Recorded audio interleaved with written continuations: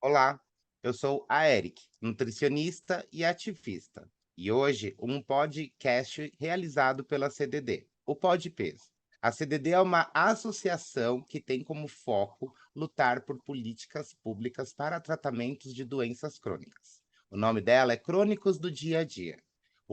A luta da CDD é conseguir melhores tratamentos, que muitas vezes são complexos, e acesso a medicações que muitas vezes são caras.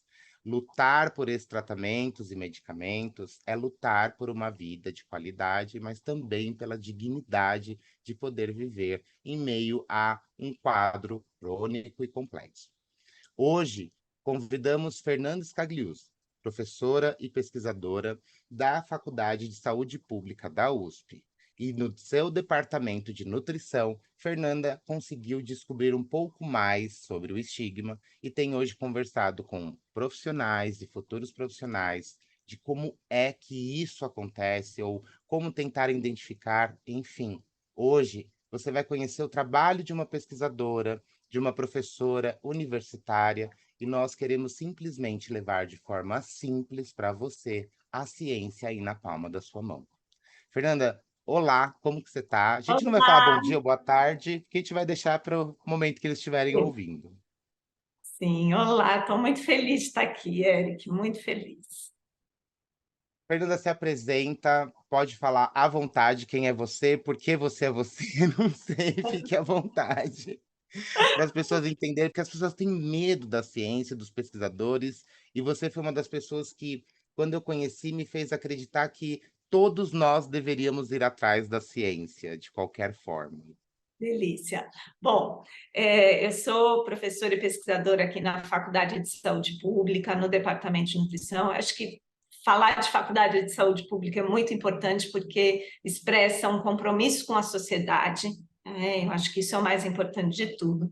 Mas sempre que eu falo departamento de nutrição, as pessoas podem me imaginar como uma pessoa muito diferente que eu sou. Né? Eu gosto de jogar no Google, palavra nutrição ou nutricionista, você vai ver uma mulher, branca, isso eu sou, né? Mas com jaleco, um estetoscópio passado no pescoço, que é coisa que a gente nunca usou, né, como nutricionista, né? Só frutas e verduras e legumes, que é só isso que a gente come e manda as pessoas comerem, né? E uma balança, né? Uma maçã e uma fita métrica enrolando, prendendo, sufocando aquilo. E é o oposto do que eu sempre trabalhei, né, na minha linha de alimentação e cultura.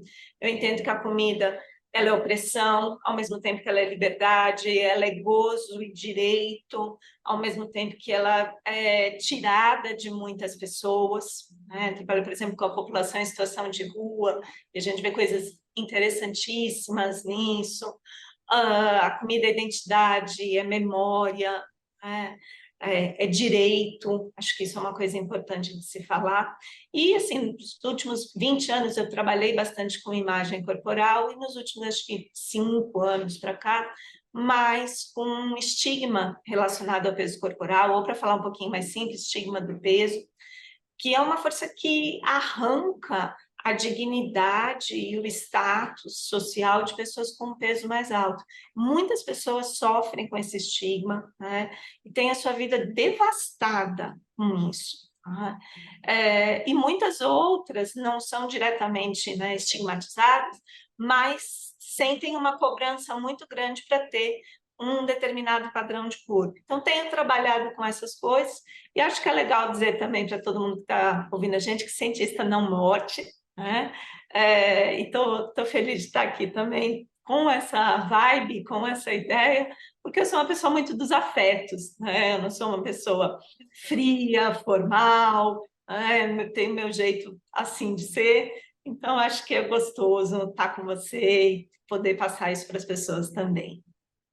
Eu acho que é muito importante a gente também, eu preciso colocar aqui a minha experiência como estudante de universidade, porque quando eu entro na universidade, a gente mal estava começando a ter internet banda larga que falava, né? Sim, E sim. aí a gente tinha aquela internet de escada, para conseguir um artigo científico, a gente teria que ir até a Bireme, na Vila Mariana, para quem é de São Paulo, para conseguir ler. E o que me angustiava muito é que a gente tinha muito acesso a tudo que era internacional, Estados Unidos, Inglaterra, e Brasil a gente não via.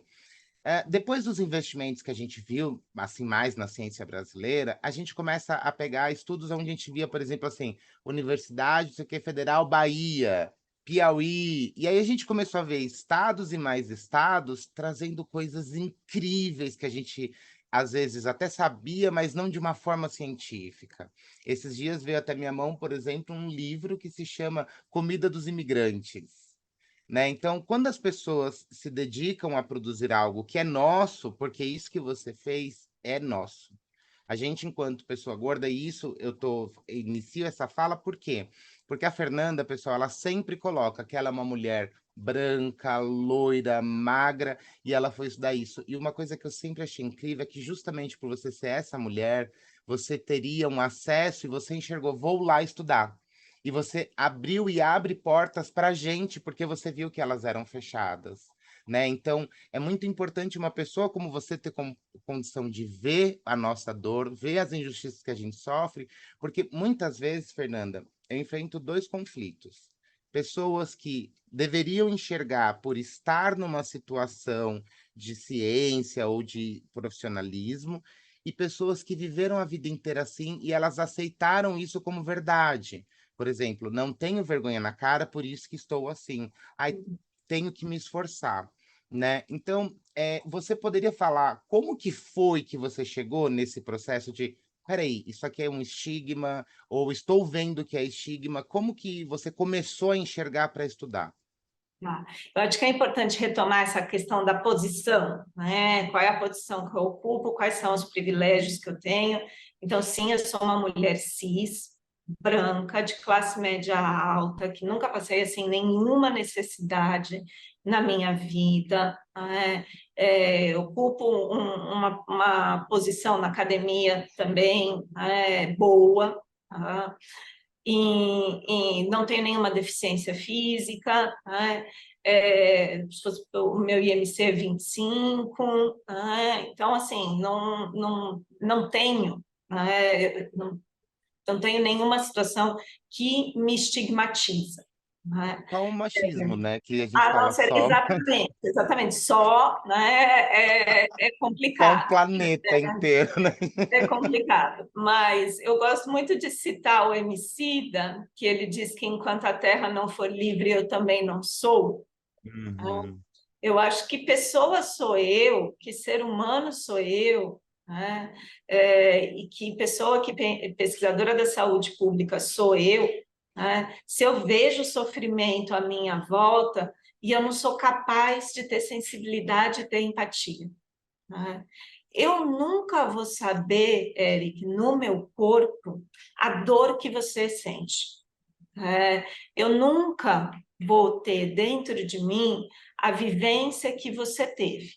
Mas Ela é usou o seu sua. privilégio, mas É, usou o seu privilégio para através de saber, você pode nunca ter sentido, mas sabia que a minha dor estava ali, né? E de exato. outras pessoas falou, eu vou lá lutar porque alguém precisa e eu posso e eu vou.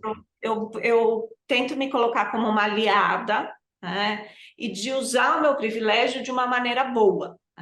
Porque quando você está numa posição de privilégio, ou você pode oprimir os outros, e é super fácil fazer isso, e é super tentador fazer isso, ou você pode tentar falar, vamos, vem comigo, vem comigo, vamos lá, pessoal, vem comigo. Né? E tem uma coisa que eu ouvi faz pouco tempo e que eu achei muito legal. Durante muito tempo nas pesquisas, eu mesma já usei esse termo, né? A gente diz que dá voz nas nossas pesquisas a pessoas marginalizadas, mas eu agora mudei, né? Aprendi e mudei. Voz, as pessoas sempre tiveram. O que a gente não teve foi ouvido para ouvir essas Nossa, vozes. é Sabe? verdade, Então, Fernanda. assim, eu acho que o meu trabalho de justiça social é falar. Vamos escutar? Vamos escutar? Vamos escutar o que essa pessoa gorda está dizendo? Vamos escutar o que essa mulher trans está falando?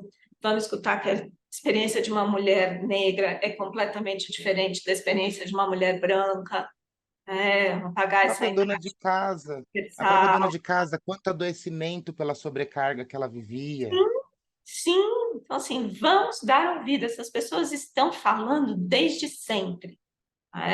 A mulher negra nesse país nunca teve calada, nunca. Nunca. Ela sempre falou, porém nós não escutamos. Então, eu acho que a luta é essa. Acho que a luta é essa. E acho que, assim, é algo talvez de muita de sensibilidade nossa. Quando eu comecei na faculdade também, lá nos idos do milênio passado, você, eu acho que é um pouco mais nova do que eu. Eu me formei em 2008. Hum, Eu me formei em 2002, então eu entrei em 98, foi no milênio passado. Ah, então tá. Eu entrei no milênio novo. Mas, assim, eu lembro que logo que eu entrei na faculdade, pra você vê como as coisas mudam, que é muito interessante isso. Mas o meu primeiro estágio, eu não estou falando mal de ninguém, tá? Eu não estou responsabilizando, né? Não quero colocar dessa forma, mas assim, o primeiro estágio que eu fiz dentro da nutrição era num projeto que o título era Controle Alimentar e atividade física, não lembro como se referia, para mulheres obesas. Então, eu entrei na faculdade nessa toada do controle. Era assim que me formavam, era assim que me diziam naquela época. E já te angustiava ou naquela época fazia sentido? Não, nunca me fez, nunca me fez. Não sei assim se um pouco por formação política que veio da minha família. A minha família também tem umas coisas muito complicadas em relação a corpo, de julgar muito as pessoas em relação a corpo, falar muito, estigmatizar muito. Isso foi uma coisa que sempre me foi horrível, sabe? Você acha que foi justamente por vocês serem brancas, cabelo claro, porque aí vocês também sofrem uma outra pressão, a pressão de ser bonitas eternamente, porque vocês precisam manter esse padrão eterno. Ele não pode envelhecer, ele não pode deteriorar, que é como as pessoas olham, né? Tipo, ela desleixou. Você acha que Exato. também gerou isso na sua família que você enxergava? Sim, sim. E as mulheres na minha família, que eram consideradas assim as mais bonitas da família, elas tinham um status do outro mundo, né? Que assim, que não importava nenhuma outra característica dela, sabe? Não importava se ela era uma pessoa legal, se ela era pessoa de bom caráter, não importava nada, sabe? Era tipo fulana, a linda, sabe? E a pessoa podia ser droga de pessoa, mas tudo estava perdoado também, porque era fulana a linda, Mas justamente com toda essa série de coisas que estão muito presentes ainda, Putz, fulana era tão bonita, Largou mão, envelheceu, você viu como ficou? Era tão bonito, sabe? E E aí você mesmo assim você enxergou, a beleza era um privilégio, mas era perigoso esse privilégio. E era dele também perigoso, você tinha que fazer algo, e você já se incomodava com a incomodava. opressão que você viu ali.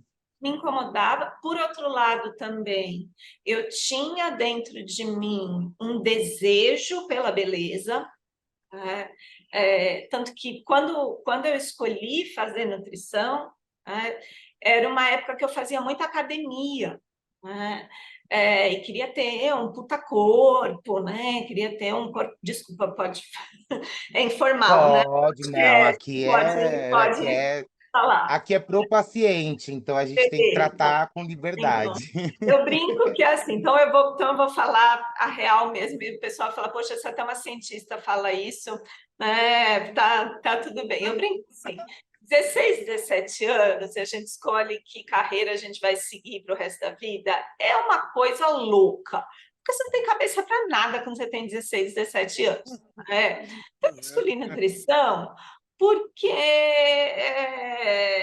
eu queria ficar muito gostosa para ter muito sexo, Eu acho que é um motivo que esse é um dos motivos que eu acho que é legítimo para uma pessoa de 16, 17 anos, É sabe? isso que eu ia falar. Quem com 16, 17 anos pensa em outra coisa, Fernanda? Legítimo, mas eu sempre brinco até com os meus alunos que entram também por questões estéticas, que entram pela maromba. Eu falo, gente, se eu tive salvação, né? Se eu entrei por isso, né? Para ficar gostosa e transar muito e fui parar na alimentação e cultura, no estigma, né? Trabalhar com gênero, sexualidade, tem salvação para todo mundo. Eu entrei para curar a obesidade, porque eu falava que eu ia resolver a obesidade, o mundo inteiro ia me conhecer. Não resolvi, mas sofri muito, então agora só de raiva eu vou me vingar. Eu falo que é assim a minha história.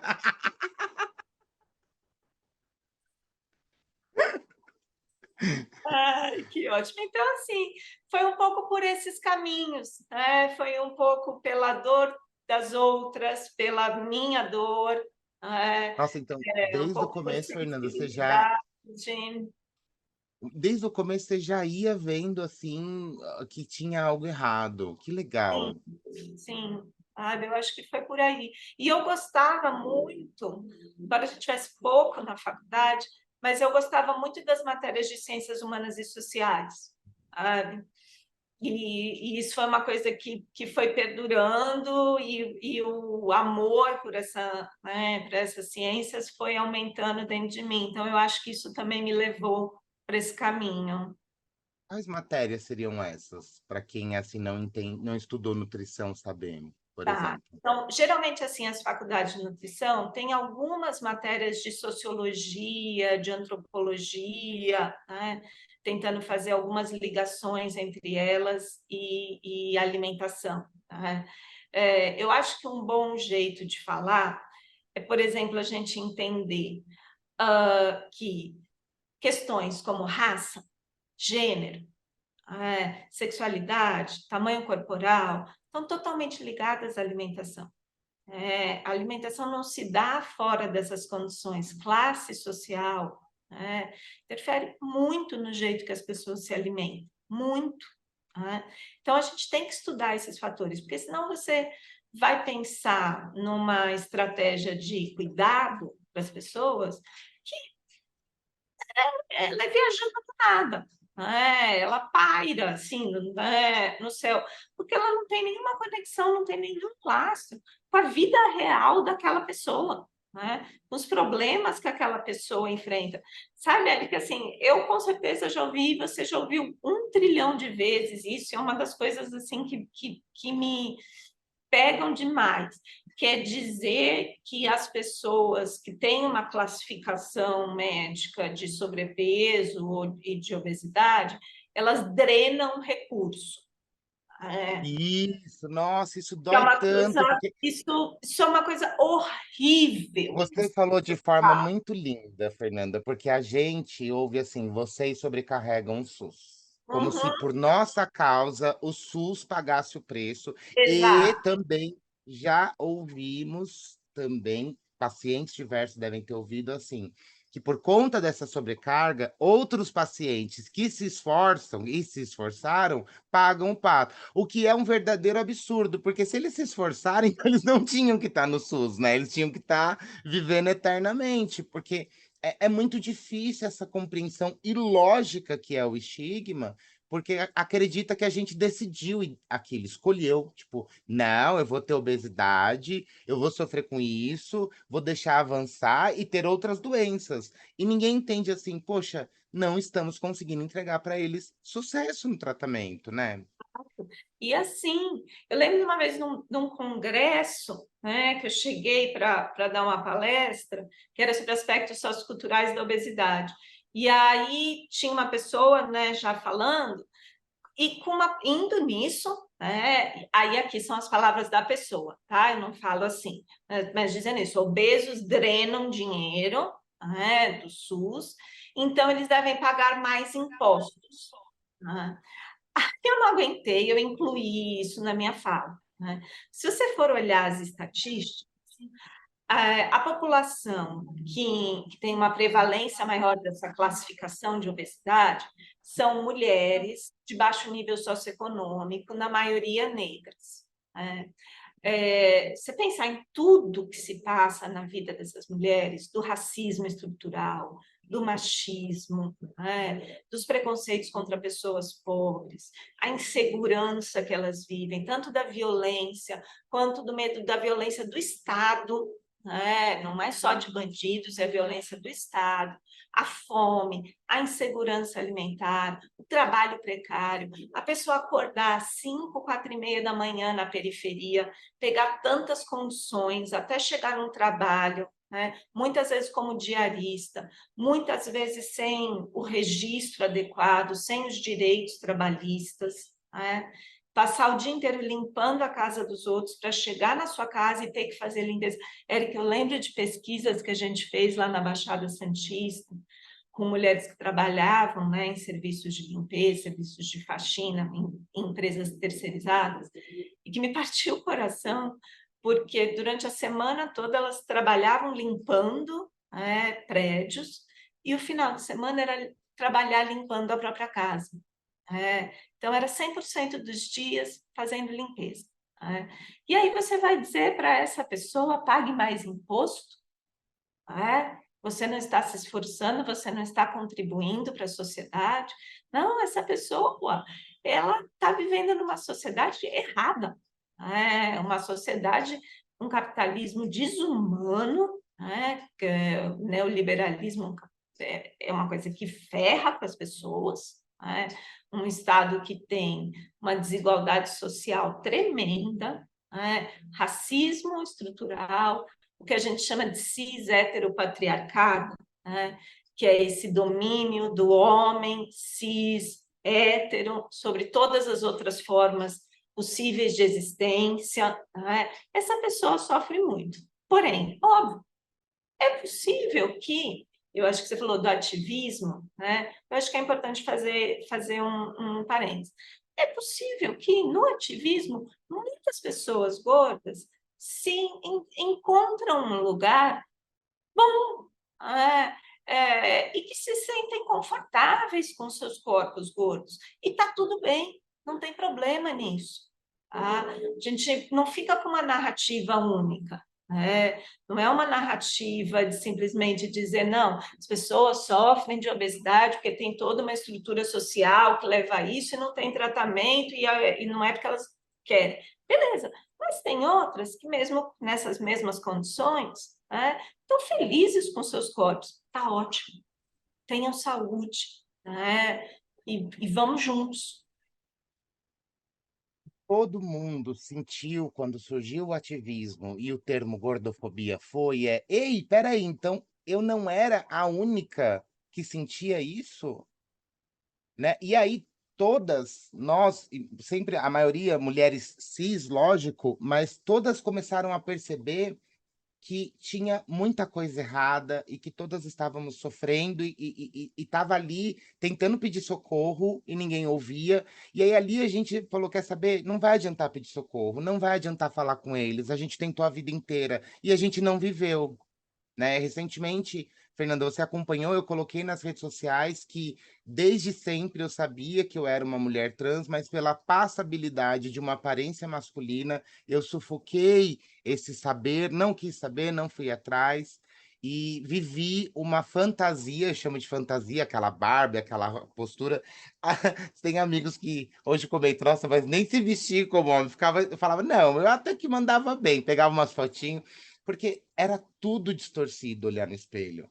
A barba era como um rosto deformado, a roupa, e eu falo para as pessoas, vista uma roupa oposta à sua. Para a mulher é tranquilo, porque as mulheres já sofrem tanta opressão que se ela pôr uma roupa de homem, ela se sente confortável, né? Então, mas para o homem, se ele colocar um vestido. Fica chique. A mulher vestida de um smoking, ela é chique. O homem de saia é uma aberração. É assim que a sociedade lê. Então, é muito interessante que, assim, hoje eu penso assim, o fato de ser uma mulher trans causou minha obesidade por conta da compulsão alimentar. Hoje a gente tem Isis Góes, uma nutricionista trans fantástica, que fala coisas incríveis. Aliás, eu não sei se você sabe de um segredo, mas eu fugia muito de ter que ouvir as palestras da Isis. Não Porque era sabia disso. Ela também não sabe. Eu preciso sentar e conversar com ela, porque eu marquei 3 vezes e fugi. Mas a Isis começava a falar, e aí começava a vir as informações de ciência, de naturalidade. E aí aquilo que estava lá dentro começava a estremecer tudo, do tipo, viu? É natural. Viu? Não é frescura. Viu? Não é porque você quer usar um vestidinho. Aliás, nem sei se quer usar vestido. Eu só queria, assim, falar, para. Não, porque foi a vida inteira ouvindo, fale que nem homem, haja que nem homem, seja que nem homem. Então, era interessante que as pessoas diziam que nem homem, porque já sabiam que eu não era. Olha que interessante, no fundo, a gente sabe das coisas. Então, ninguém se preocupou que essa transgenia causou obesidade. Porque se a gente tem que prevenir as causas da obesidade, por que que ninguém viu isso? Né? Hoje, até eu pedi para minha mãe, podemos fazer um vídeo para a gente falar, mostrar para os pais, porque a minha mãe procurou psicólogos, minha mãe procurou tratamento, mas década de 80 não se tinha como trabalhar. Não, não. E pelo contrário, era uma coisa vista como um transtorno mental. Então, assim, se a gente está falando de estigma, de preconceito, né? Inclusive dentro dos profissionais de saúde e dos profissionais de saúde mental, existia um preconceito muito grande. Olha que legal. E Preconceito mudou, e está enorme. mudando. Está mudando, né? São coisas que assim eu tenho gostado muito de ouvir dos estudantes. E, bom, eu amo as minhas estudantes, né, as minhas orientandas do grupo de pesquisa em alimentação e cultura. Eu vou deixar fazer que nem para a Xuxa, né? Vou deixar um beijo para minha mãe, para o meu pai, para o Eric, né? E para as minhas meninas, né? Para a Eric e para as minhas meninas, né? Para a Fezinha, para a Tiffany, para a Ariel, para a Luana, para a Fernanda Evangelista. E eu tenho aprendido muito com elas. E elas me ensinaram assim uma dicotomia que é bem interessante, que é do já e do ainda. A nossa sociedade é tão atrasada que às vezes a gente fala assim, agora já está sendo reconhecido, agora já isso não é tão estigmatizado. Não, galera, a gente tem que pensar diferente, né? É ainda, é ainda, temos que batalhar por ações afirmativas. Agora, ainda vamos ter a presença de poucos professores e professoras negras nas universidades. Às vezes a gente acha que já estamos conseguindo, é ainda, é tudo para ontem. Fernanda, como muda? Como muda? Porque realmente, se eu digo já, né, hoje já está mudando, parece que nós temos uma conquista que não existe.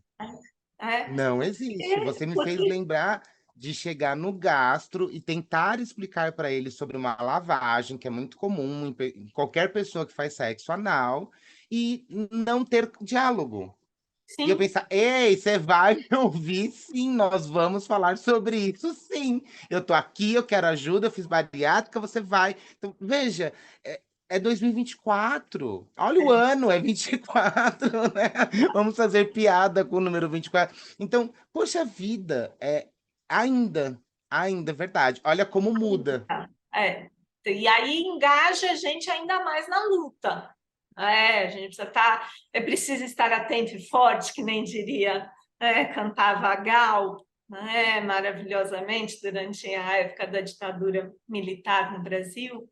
É preciso estar atento e forte, porque a opressão é muito grande nesse país e a gente precisa lutar. A gente precisa estar todos juntos, e lutar. Você se lembra do primeiro instante que você se deparou com estigma, com documento, artigo? Qual foi o momento que você falou: olha, eu sempre senti, mas não tinha ainda um nome, não tinha visto nada sobre"? Olha, eu lembro, na verdade, das primeiras vezes que eu entrei em contato com questões relacionadas à ditadura da beleza, o termo ditadura da beleza, que para quem, como eu, estudou, no final dos anos 90, começo dos anos 2000, isso era algo que estava começando a se falar muito naquela época.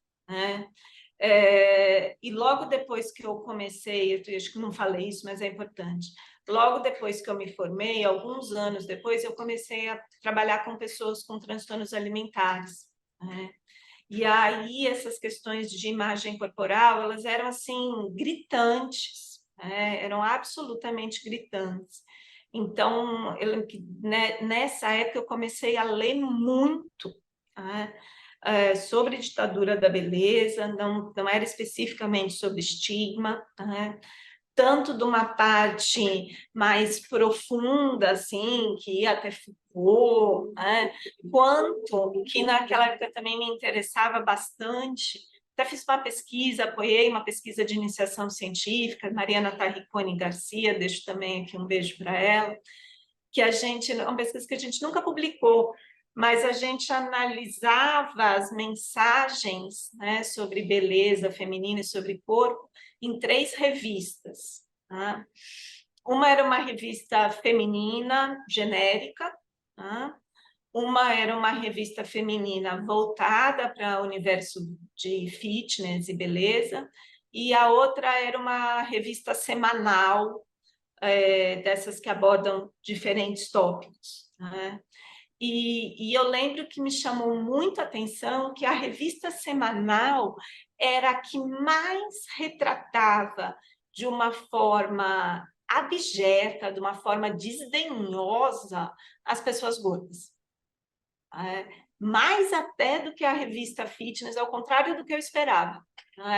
Nessa revista semanal, as pessoas gordas elas eram sim, um alvo de zombaria, de preconceito, de gordofobia, que era uma palavra que a gente ainda não usava tanto naquela época. Não, não, A gente não usava tanto, estava já presente dentro do ativismo.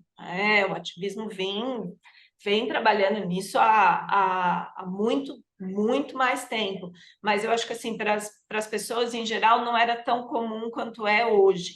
Uhum. Porque essas foram assim, foi o primeiro contato que me chamou bastante atenção. Os estudos mostram claramente, Eric, os profissionais de saúde em geral, eu não estou dizendo que todos são assim, tá? Só estou dizendo do que aparece como resultado majoritário dos estudos.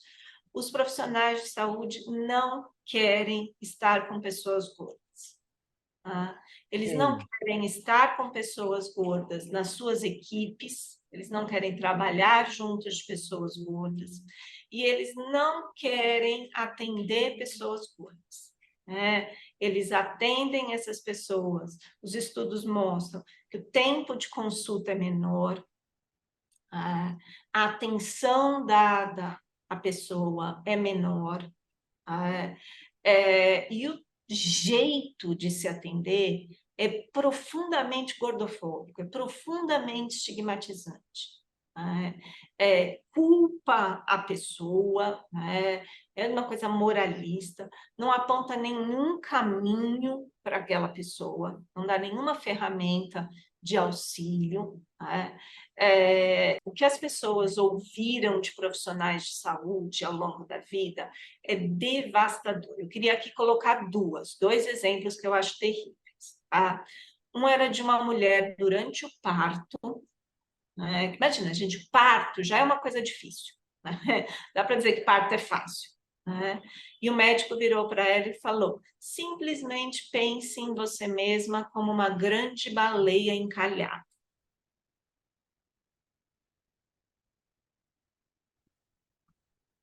E o outro, um médico vira e fala: você sabe, né?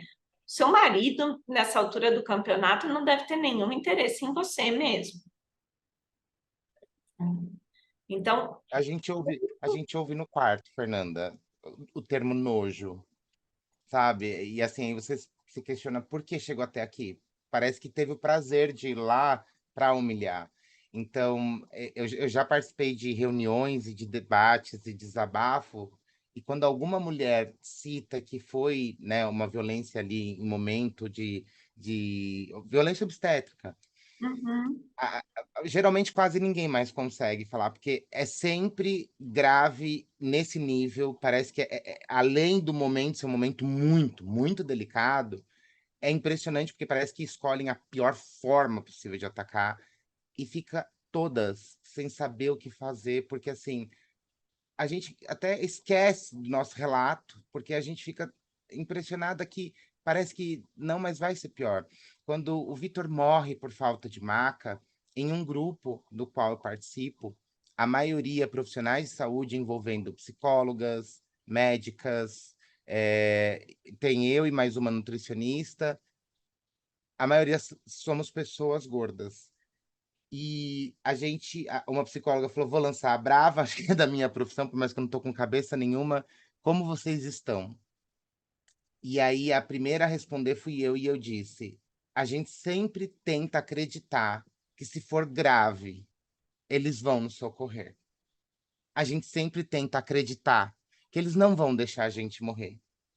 E o Vitor acabou de morrer e a gente morre todo mundo porque a gente sabe agora. E as médicas ali, todas que, né, que sabiam da gravidade da situação, também sentiram isso. Imagina você ser médica, mas saber que, assim, às vezes, até por ser médica, a violência vai ser maior. Porque como pode uma médica ser gorda? O que faz, então, a crer que a obesidade não é uma doença. E aí se revolta com ativistas que querem levantar essa questão que é importante de debater essa patologização, essa biomedicalização, porque se você trata as pessoas assim, você não acredita na ciência que disse que a obesidade é uma doença, né? Então, é É uma impressionante o questão que você vê. complexa, né? É uma questão muito complexa. Eu não quero Muito. chegar na pergunta obesidade é uma doença ou não, porque eu digo que essa é a Uhum. pergunta de US$ 1 milhão, né? Sempre me fazem e eu não tenho nenhuma resposta pronta para Ah, isso. eu arrumei a resposta perfeita. Me fala. Nós temos obesidade como doença porque alegaram que nós teríamos tratamento, respeito e parariam de nos Boa, culpar. boa, boa. É. É uma boa, acho que é uma boa, né? Eu Nenhum dos três até agora. Nada. Eu sempre penso, eu brinco com os meus alunos, eu falo, sempre que façam uma pergunta capciosa dessa para vocês, respondam, depende. Você vai estar um pouco mais seguro se você responder depende, né? Porque eu acho que depende muito, assim, de quem está respondendo essa pergunta, né? Se é uma pessoa da epidemiologia, do Fed Studies, da sociologia, né? Depende de quem está respondendo, depende de quem eu estou falando, depende de que visão, né? O que eu sei, e eu posso dizer isso assim com muita certeza, é que, independente de ser uma doença ou não, todas as pessoas desse país têm um direito constitucional à saúde. Esse é um dos primeiros artigos da nossa Constituição. Tá? Então, o que aconteceu com o Vitor poderia chegar nos tribunais mais altos desse país, né? Porque foi uma violação clara da nossa Constituição. Né? Tem uma amiga muito querida, né? Que é gorda, né? Que se coloca dessa forma, e ela ficou muito mal, muito abalada, né, com a morte do Vitor, pensando, inclusive, meu Deus, e se algum dia eu passar mal e não me socorrerem, o que Pois acontece com a minha filha? Né? Sou uma mãe solo, o que acontece com a minha é. filha? Né? Então, assim, foi assim, aquilo foi de uma violência brutal, né? E que era para ter gerado uma indignação muito maior do que Não gerou, porque a você não indignação era do ele queria gerou. o quê? Com esse tamanho? Exatamente, Essa era a exatamente, indignação. exatamente. A repercussão nas redes sociais foi essa. Né? Então, eu acho que assim, todos nós temos direito à saúde, independentemente de qual seja o nosso peso corporal. Essa é uma coisa que eu posso dizer com bastante certeza. E eu acho que, inclusive, assim, isso é uma das coisas que a gente tem que pensar. O estigma adoece, a gordofobia adoece, a gordofobia mata, tá? Então, muitas vezes, muitos dos riscos que os estudos mostram como associados à obesidade, a gente tem que questionar, não é? Se de verdade é o peso em si ou se é a experiência social do peso. Nessa sociedade neoliberal, gordofóbica, racista, do cis-heteropatriarcado. Dá um exemplo muito simples aqui para quem está ouvindo a gente, né? Já que a ideia é popularizar a ciência. Pessoal, é o seguinte, ó, os estudos assim, mais clássicos dizem para a gente que mulheres que seriam classificadas com obesidade têm um maior risco de determinados tipos de câncer. Tá? Porém, por causa do estigma, mulheres classificadas com obesidade têm menos acesso aos exames preventivos, porque elas são constrangidas, ridicularizadas, zombadas quando elas vão fazer esse exame. Uma mulher gorda vai fazer um Papa Nicolau, quando ela vai fazer uma mamografia, não existe avental, não existe maca do tamanho apropriado, não existem instrumentos, mas muito mais do que os instrumentos, não existem profissionais prontos para tratar essa pessoa com todo o direito que ela tem, que é o mesmo de qualquer outra pessoa. Então, será que essas mulheres que seriam classificadas com obesidade têm mais esses tipos de câncer por algo fisiológico, fisiopatológico, ou será que a gente está condenando essas pessoas a ter câncer, porque a gente não permite que elas façam prevenção, que elas tenham diagnóstico precoce. E é por isso que toda vez que a mim perguntam, mas para você, obesidade é ou não é uma doença, eu deixo claro. Tá classificado, não tá? Então agora a gente vai debater a falta de tratamento. Sabe por quê? Porque eu sempre deixo muito claro que eu entendo muito o debate de questionar a obesidade enquanto doença. Mas só que, infelizmente, a ótica que eu olhei, a perspectiva que eu enxerguei é de pessoas que querem tratamento. Então, para essas pessoas, não tá tendo tempo de debater isso. Elas querem não ter medo de faltar maca para elas no hospital e elas morrerem, sendo que o próprio hospital acredita e respeita que a obesidade é uma doença. Então, nós estamos tendo a nossa doença negada. Eu acho que a gente pode... Eu entendo, eu entendo. E essa é uma questão que eu fico na minha cabeça pensando muito. Eu leio os diferentes lados, e eu fico pensando muito, e tendo muito cuidado, porque eu parto de um privilégio magro. Uhum. Então, eu tenho muito cuidado, por isso que assim também fico, sabe, não tenho nenhuma resposta categórica para isso, porque eu acho que, para além, de que temos direito ao tratamento, a isso que vocês chamam de doença, eu acho que, assim, antes da gente pensar em tratamento, a gente pode pensar no nosso direito à saúde. Hum. Direito à saúde todos nós temos. Você não pode negar a uma pessoa por ela ser gorda. Isso não está previsto na nossa Constituição. Uma outra coisa que eu gosto de falar, Eric, é assim, uma campanha que eu tenho desenvolvido dentro das bancas que eu participo. Às vezes o pessoal, ouvindo a gente, quando uma pessoa vai se tornar mestre, vai se tornar doutora, ou vai terminar a faculdade, tem que fazer um trabalho de conclusão de curso, e a gente faz uma banca para avaliar esses trabalhos. E aí, às vezes é um trabalho que não tem nada a ver com obesidade, não tem nada a ver. Falando sobre agroecologia. E aí eles querem justificar a importância da alimentação saudável. O que eles falam? Mencionam a obesidade. Sempre tem um parágrafozinho lá com dados de prevalência, ou seja, de quantos por cento da população tem obesidade.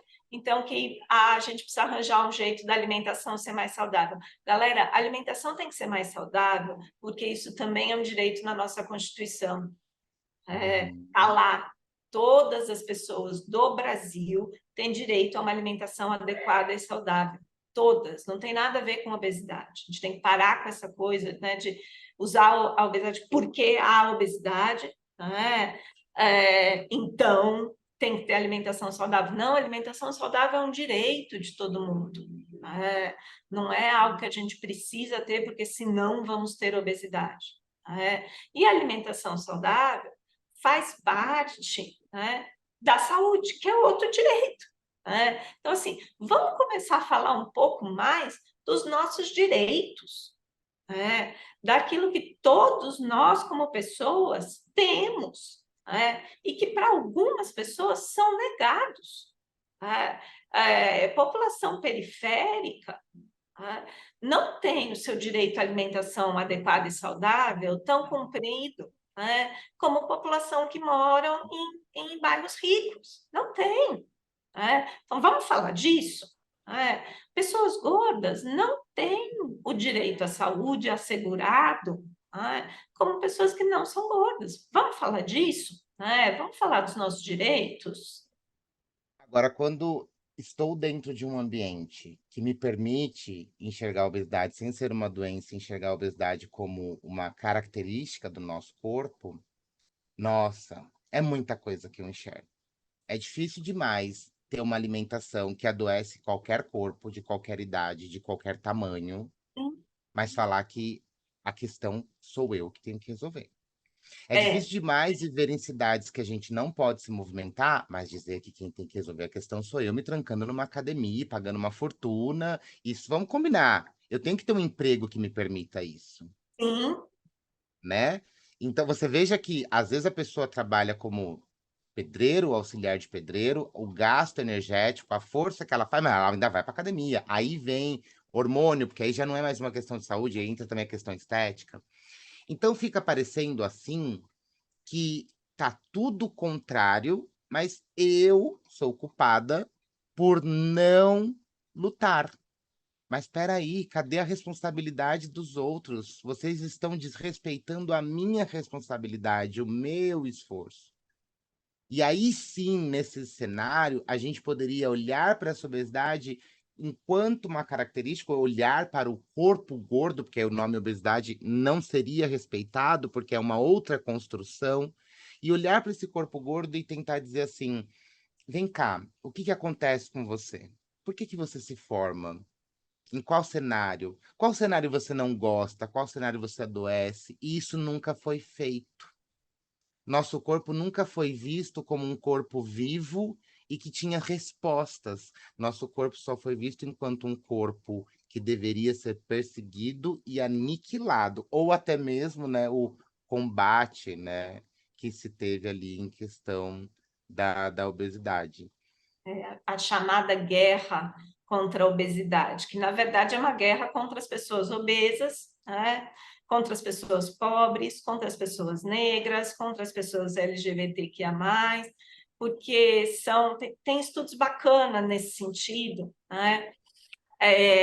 porque se considera, como eu falei no começo, que é mais comum você encontrar obesidade em mulheres pobres, negras, se considera muito erroneamente de que essas pessoas não ligam para a questão, de que essas pessoas são rendidas à obesidade, de que essas Isso. pessoas não estão nem aí, e aí vem toda aquela lógica do drena recurso.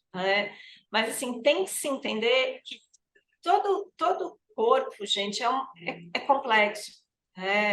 Toda pessoa é complexa, e tem a ver com um contexto de vida, que muitas vezes é macro, e que a gente precisa discutir. E como falei antes, eu acredito assim, profundamente que a gente consegue encontrar saúde,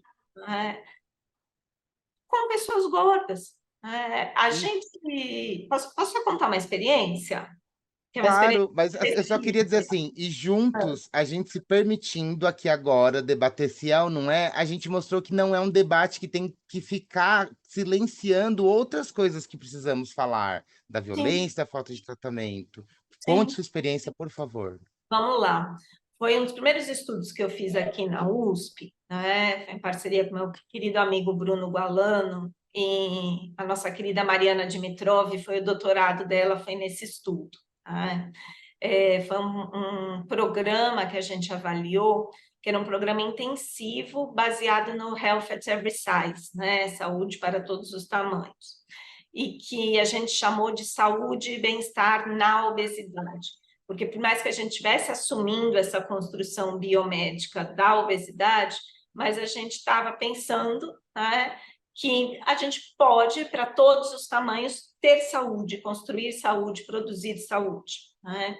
Então, foi um programa de 8 meses, para mulheres que tinham IMC classificado como obesidade, em que elas participavam de um acompanhamento nutricional que era baseado no aconselhamento e não em dietas restritivas.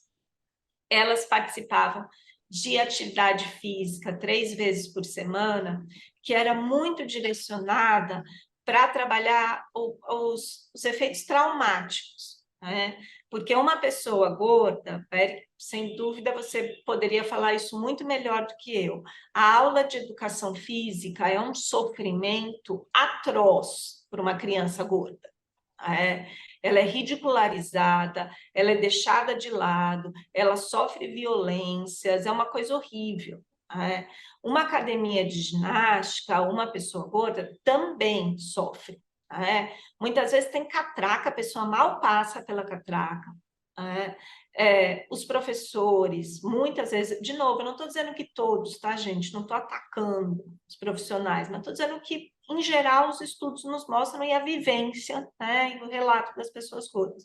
Os professores não estão nem ali, os professores estão lá com os marombeiros, e aí a gente fez o contrário disso. Então, era uma atividade física destraumatizante, vamos dizer assim, e focado, na alegria de se movimentar, no prazer de se movimentar. E a gente tinha também oficinas filosóficas, com elas que a gente discutia estigma, que a gente discutia desejo, prazer, liberdade, tédio, vários conceitos assim. E aí a gente fez a avaliação, a gente publicou um monte de artigo, e foi super legal. Foi quando eu fiz o meu primeiro artigo específico de estigma, foi desse trabalho.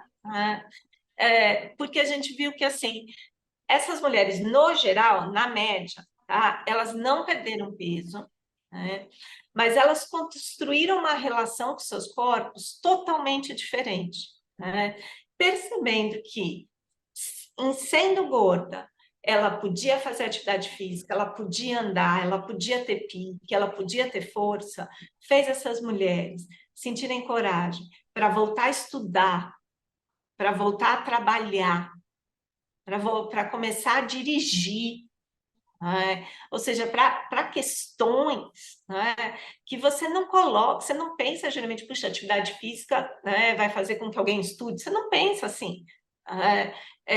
Mas é que quando as pessoas se sentem bem, se sentem produzindo saúde, isso expande para outras áreas da sua vida. Lógico, o efeito de qualquer intervenção, ele é limitado quando o resto do mundo não ressoa. Pode ser que ali dentro daquele universo, naqueles 8 meses, as pessoas tiveram um super engajamento, um super estímulo, e depois disso elas vão se encontrar com a realidade nua e crua, e esse efeito vai se distinguir. Mas eu acho que é uma experiência legal para a gente pensar de que se a gente conseguisse, numa escala macro, pensar em produzir saúde nos corpos gordos, a gente estaria muito melhor. Porque se a gente ficar nesse debate, e nessa coisa horrenda, que é hoje em dia o trato com as pessoas que os profissionais de saúde classificam como obesas. E aí é interessante porque com essa experiência, esse pequeno relato que você conta, você traz para a gente que a ciência ela é demorada porque ela precisa entender primeiro o processo, depois a aplicação, depois o resultado, enfim, ela nunca vai parar de entender, de pesquisar, de olhar, mas também você traz um relato de quando se olha para esse corpo vivo e se trata a vida que ele precisa ter, né, e que ele já tem, você reproduziu resultados. E que a gente que é paciente de obesidade, a gente sente que nós, o tempo inteiro, recebemos a seguinte informação: quando vocês emagrecerem, quando vocês não forem mais assim, vocês vão poder viver. E a gente nunca chega nesse resultado, mas é sempre a nossa culpa. Ah, mas o remédio falhou, mas é você. Ah, mas a dieta eu não tô suportando, mas é você, mas é você. E aí, quando você fala dessa experiência que vocês fizeram, a gente percebe assim, poxa, trataram a vida desses corpos e libertaram essas vidas. Aí você diz, ah, mas claro, como uma boa cientista vê. Pode ser que naquele período ali, naquele universo ali, eles se engajaram. Mais uma vez, a ciência dizendo: se esse universo for se ampliando, se tornando realidade no universo real, nós vamos ter resultado. Nossa, eu acho que você com isso acabou entregando para gente um encerramento, um caminhamento para o encerramento do nosso episódio, porque é assim, Fernanda, o meu maior desejo é que a gente consiga fazer um outro encontro para a gente trazer mais informações, Legal, certo? Por ótimo. que esse um outro encontro? A nossa proposta era ter uma série feita em um estúdio, então o pessoal queria muito essa questão do estúdio, e por conta do tempo apertado que a gente ficou, a gente foi para o Zoom. Então, eu gostaria de saber se a gente pode, depois, nesse outro episódio, contar como que a Fernanda conseguiu aplicar isso em outros profissionais. Boa, vamos sim, vamos fazer. Como eu te falei, eu amo fazer podcast, eu acho uma delícia, eu me empolgo pra caramba, falo pra caramba. Então vamos fazer sim, não tem problema, a gente dá um jeito de agenda. E sabe o que eu acho que seria legal de falar também? Pode Né? ficar à vontade, Porque porque a gente você não falou essa terminou, coisa a gente só pensou no fim. de que eles falam isso, né, para vocês. Quando vocês emagrecerem, a diabetes vai ficar ótima, você não vai ter mais Uhum. diabetes, essa dor vai sumir.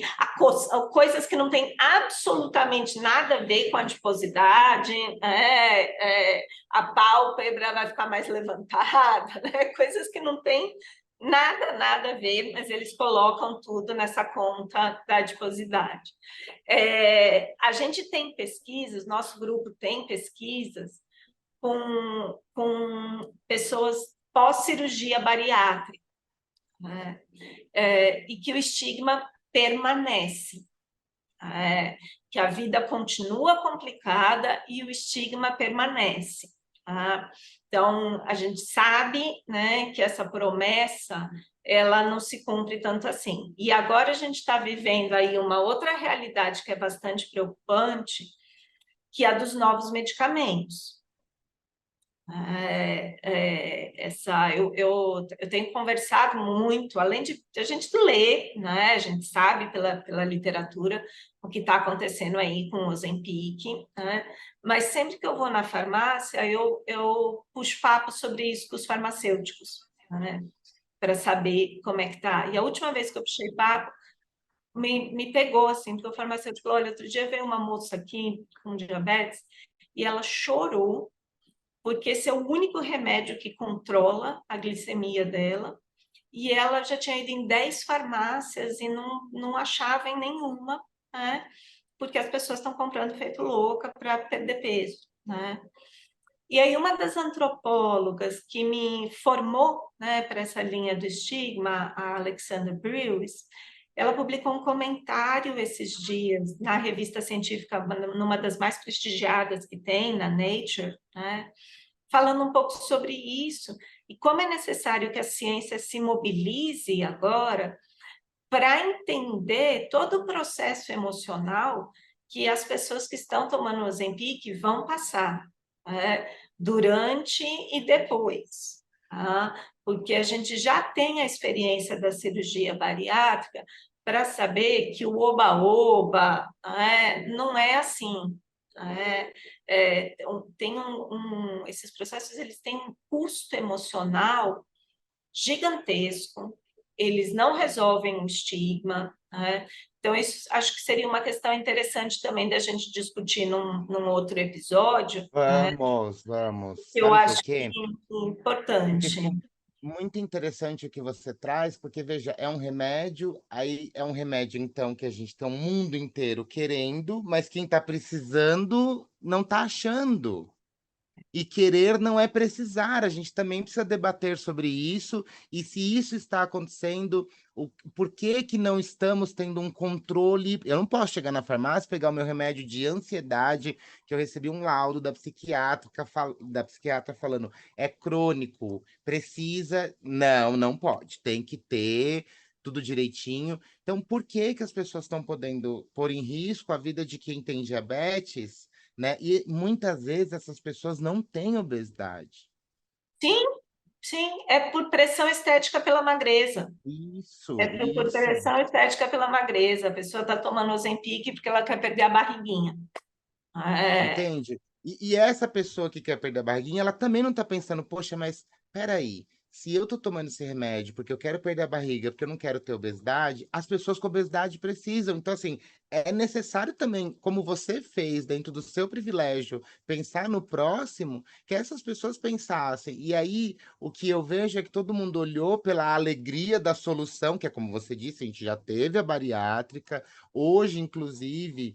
Há uma ideia do Ozempic para quem fez bariátrica, então veja como que o negócio vai se desenrolando de forma preocupante, né? Então, assim, e como que tá isso para as pessoas? Elas estão enxergando como um tesouro, como uma fonte da juventude, talvez, mas não como um medicamento que tem seus resultados e que é preciso por alguns, mas é querido pelos outros. E aí é que tá.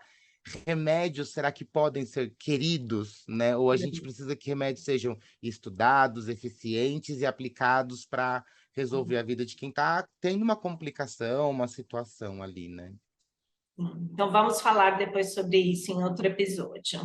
Ó, então, gente, a Fernanda aceitou o convite, ela vai voltar e aí a gente vai conversar. Fernanda, eu não sei nem como agradecer de novo, muita inspiração. A Fernanda, antes da gente entrar no ar, a Fernanda me trouxe aí um conforto por esse início de transição, porque é muito libertador, é muita felicidade, mas também dá muito medo. Tem muita gente que abaixa a cabeça, que torce o nariz, tem gente que faz questão de me colocar no masculino. E aí, menina, e aí, rapazão? Mas não ligo, porque aqui dentro eu sinto, eu sei, desde os meus 7 anos, olha, tem uma prima minha que na casa dela eu podia pôr vestido, eu podia pôr saia, e ela tinha uma fantasia de Margarida, então era um colã todo verde, dos pés à cabeça, e a Margarida. Aí você imagina eu com os meus 7 anos, correndo pela casa da minha tia de Margarida.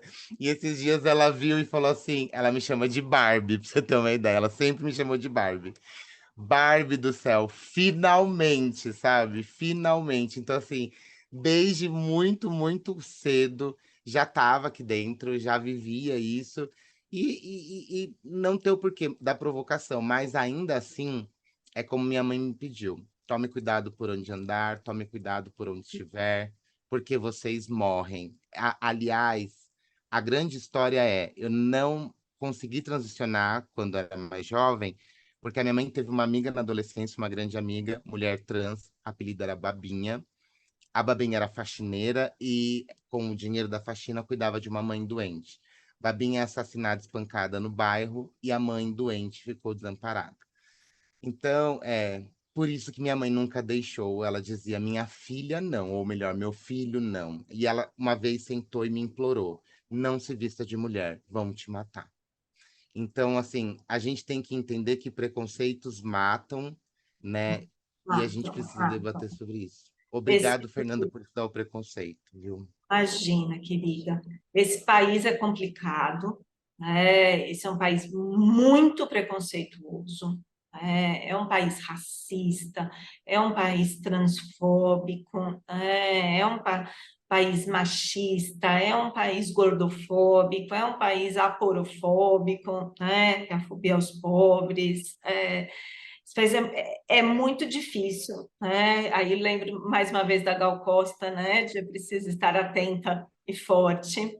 E não posso, né, nesse tom que estamos, mencionamos a Isis também, não posso deixar de homenagear, femenagear, na verdade, aqui, a nossa querida Fran Demétrio, in memoriam, né, que veio aí como um farol para tantas mulheres trans e homens trans dentro da academia, dentro da nutrição, dentro das ciências em saúde, né?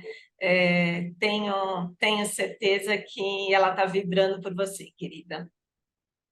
Fê, antes de dizer tchau e você se despedir, eu vou pedir para você se o pessoal pode entrar em contato e pedir para você, se você quiser, eles podem contar na página da CDD a história da Fran, a importância das vozes de quem vive algo na ciência, tá bom? Sim, Vamos, olha, vamos explicar ao pessoal quem é a Fran, porque eles vão ouvir aqui no episódio, sim, e aí lá na página vai ter quem foi a Fran Demétrio. eu vou te mandar o artigo que acabei de publicar, com ela em primeira autora, em memória, e eu como segunda Perfeito. autora, né, que é um desdobramento daquele texto que eu li no Combran, que eu li no Dia Mundial da Alimentação, que você estava, então eu Chorei. chorou, né?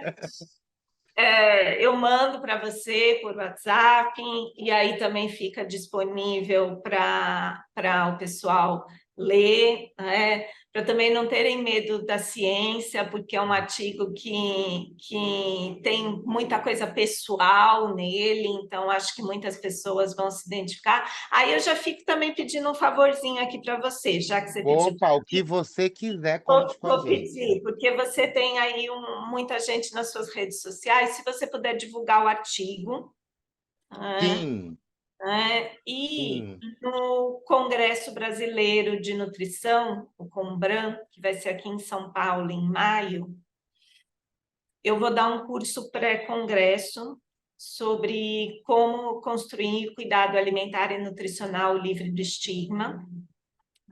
Então, convido aí estudantes, profissionais de nutrição da área de saúde para participarem, para a gente poder mudar essa realidade, né?